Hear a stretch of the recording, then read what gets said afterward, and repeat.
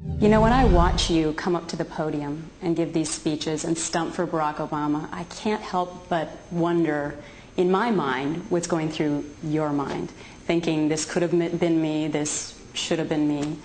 How do you feel about that position when you so desperately wanted to beat him and now you're stumping for him? Well, but I ran because I believe in the values and the principles of the kind of reform and change that I wanted to see for the country. And so for me, it is all about how we're going to get to where we need to go. And I just have no doubt in my mind that given where the country is today, Barack Obama and Joe Biden are the leaders that we need.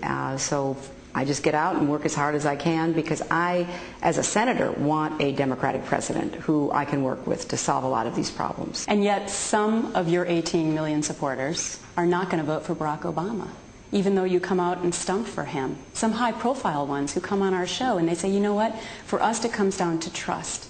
It comes down to experience. Are you angry at your former supporters who will not support Barack Obama? Or does a certain part of you look at that and say, they're still standing up for me? No, I'm disappointed because I think if they supported me, then what I stand for and what I have fought for in not just my public life, but going back my entire adult life, is much more in line with where Barack and Joe Biden are than where the McCain-Palin ticket is.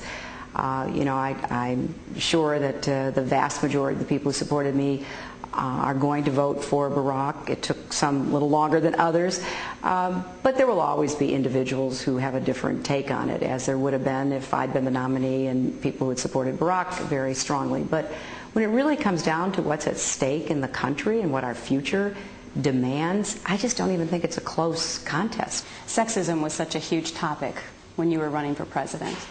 And as I continue to do interviews about this on a daily basis, and I look now at Sarah Palin, it seems to me that unfortunately the sexism issue has superseded party lines. I think it's part of our culture.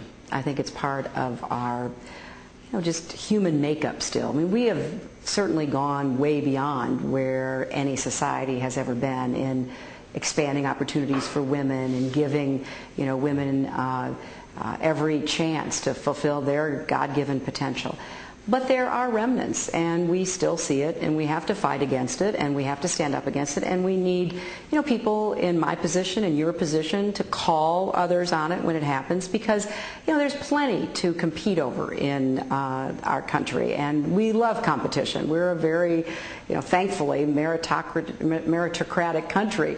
But when it comes to categorizing people, whether it's race or gender, whatever it might be, we need to keep trying to eliminate that. And we did call them on it at Yes. Fox. In fact, I think you went on record as saying that Fox was the most fair and balanced place during the time when you were running. There were a lot of times when I appreciated the commentators and reporters on Fox who, did step up and make that clear. And it doesn't end with this campaign. It doesn't end with... Well, it's not ended now because Sarah Palin's facing the same thing, is she not? Well, if you're a woman in a high enough, visible enough position, some of that's going to happen.